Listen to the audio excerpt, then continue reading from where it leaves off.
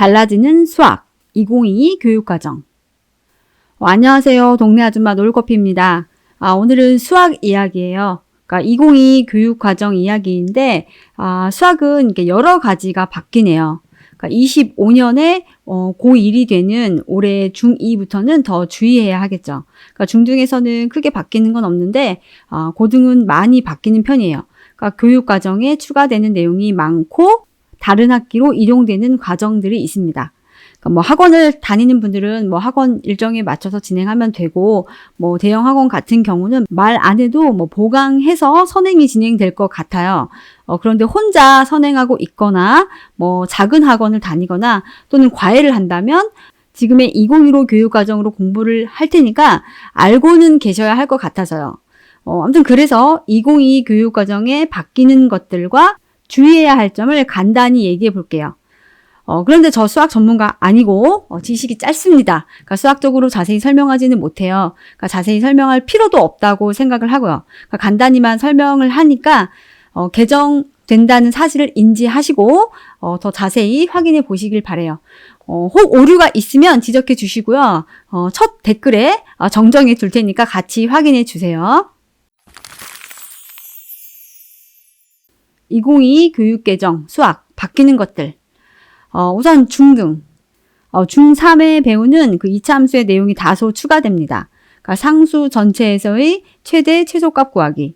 그러니까 2015 과정에서는 고등 과정에 있었던 내용인데요.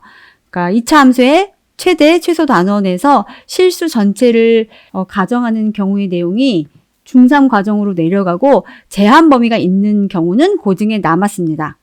그러니까 2차 함수의 범위가 확장되고 난이도가 조금 높아진다고 생각할 수 있겠네요. 이 외의 과정은 비슷합니다. 중등은 크게 문제되지는 않을 것 같아요. 그러니까 초등에 중등 선행을 한다면 현행 때는 한 번 더 자세히 확인하고 넘어가세요. 고등.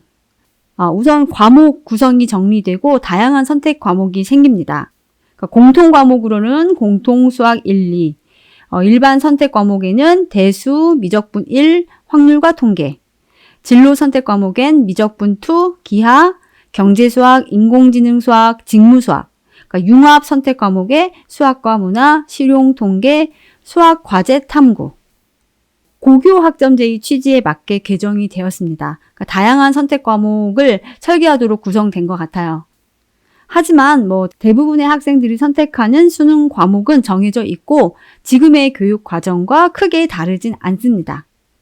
2015 교육 과정과 2022 교육 과정의 목차를 비교해 볼게요. 일단 이름이 수상, 수하는 공통수학 1, 2로 바뀌고 수원은 대수로, 수2는 미적분 1으로, 미적분은 미적분 2로 이름이 바뀌네요. 주목해야 할 것은 이런 과목명뿐은 아니죠.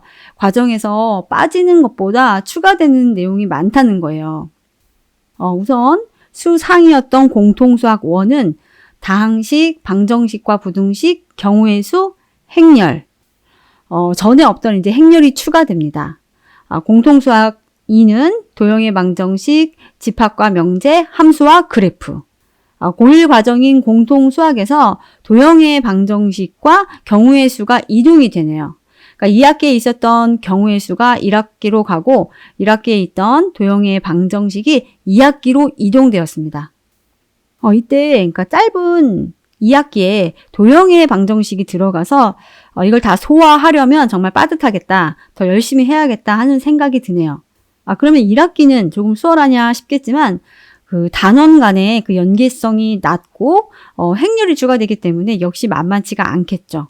그러니까 공통수학은 그 상대평가로 아주 중요한 고1 과정인데 말이에요. 그러니까 순간적으로 공통수학이 아니라 고통수학이 되는 건가 이런 생각이 들었습니다. 그리고 대수는 지수함수와 로그함수, 삼각함수, 수열, 그리고 미적분 1은 함수의 극한과 연속, 미분, 적분. 여기서 이제 정적분을 단순히 미분의 역연산으로 정의하지 않고 구분 구적법을 도입합니다. 미적분 1에서. 그리고 이제 확률과 통계는 경우의 수, 확률, 통계로 표본 비율과 모 비율이 도입된다고 하고요. 기하는 이제 2차 곡선, 공간 도형과 공간 좌표, 그리고 벡터.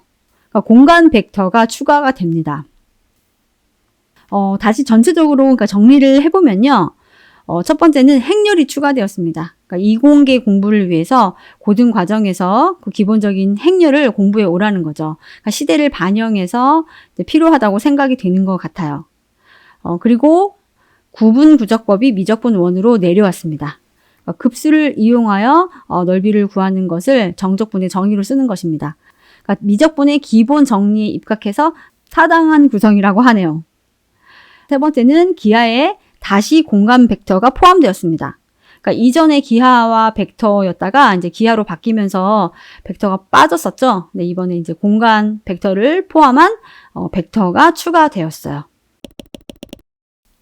2022 교육개정 수학 주의해야 할 점 3가지. 부모님은 사실 앞에서 말한 그 구체적인 수학적인 내용보다 주의사항을 더 확실하게 숙지하시면 될 것 같아요. 첫 번째는 그 수학 시험의 난이도 상승. 그러니까 수학의 양이 늘어나고 전체적인 난이도가 상승할 가능성이 있습니다. 그러니까 수학 시험은 당연한 거고, 뭐 수학 논술이나 구술 면접 등등 그 난도 높은 문제 구성이 수월해진다는 것입니다. 그러니까 고1 과정이 뭐 상대평가고 고2, 고3은 절대평가라서 공통수학만 열심히 하면 되나 할 수 있는데요. 결국 입시 끝에서 이제 상위권 대학은 뭐 논술이든 구술이든 어떻게 해서든 이제 똑똑한 학생들을 구별해낼 거라고 생각해요. 그래서 이제 문제를 교과 과정 안에서 출제해야 하는 건데 그 수학 범위가 늘면서 이제 더 어려운 문제 조합이 가능해집니다. 그러니까 늘 가장 중요해서 열심히 하는 과목이지만 더욱더 고민해서 챙겨야 하는 과목인 거죠. 두 번째, 중2 이하 수학 선행 시에는 부족한 부분을 인지. 그러니까 중2 이하의 학생들이 선행할 때는 그러니까 아직 반영된 교재들이 나오지 않았기 때문에 기존의 교재로는 부족한 부분이 있다는 것을 기억하셔야 합니다.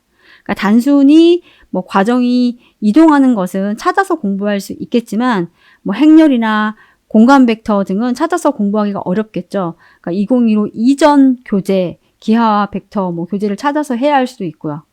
그러니까 솔직히 잘 해오던 친구들에게 아주 뭐 치명적이 된다거나 뭐 하진 않겠지만 간단히는 알고 계시다가 교재가 나오면 꼭 보강해서 준비하시면 좋겠네요.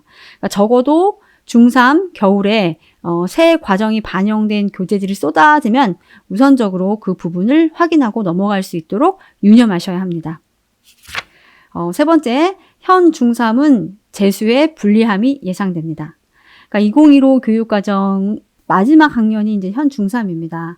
다음 학년에는 이제 더 많은 내용을 다루니까 경쟁이 쉽지 않다는 거예요.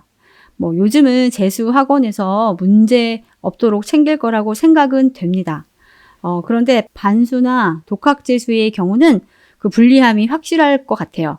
그러니까 너무 먼 얘기겠지만 잘 기억하고 계셨다가 뭐 재수나 반수 확정 시에는 겨울에 미리미리 부족한 과정 먼저 챙겨두시면 될 것 같습니다. 엄마표, 집표 공부를 시킬 때 특히 주의하셔야 합니다. 솔직히 열심히 하는 친구들에게 뭐 큰 문제가 되는 상황은 아니라고 생각은 하는데요. 그래도 워낙 작은 차이로 등급이 갈리니까요. 교육 개정 전후에 공부하고 있다면 목차라도 간단히 알아보시고 뭐 학원 포스팅이나 등등 검색을 해보세요. 그러니까 제가 전달해 드리는 건 그저 그렇다더라 정도니까 더 자세히 이제 문의도 해보시고요. 그러니까 학원 없이 혼자 하고 있다면 그 현행 한 학기 전에 인강이라도 꼭 미리 한번 듣고 다져보세요. 교재 쏟아지면 제일 먼저 구매하시고요. 그리고 꼭 아셔야 하는 것.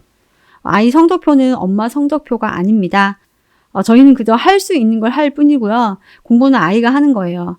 그러니까 스트레스 받지는 마시고요. 행복한 아이는 행복한 엄마가 만드는 것 같아요. 그러니까 공부 코칭은 부업이고 본업은 행복한 엄마입니다. 오늘도 많이 웃어주시고 많이 안아주자고요.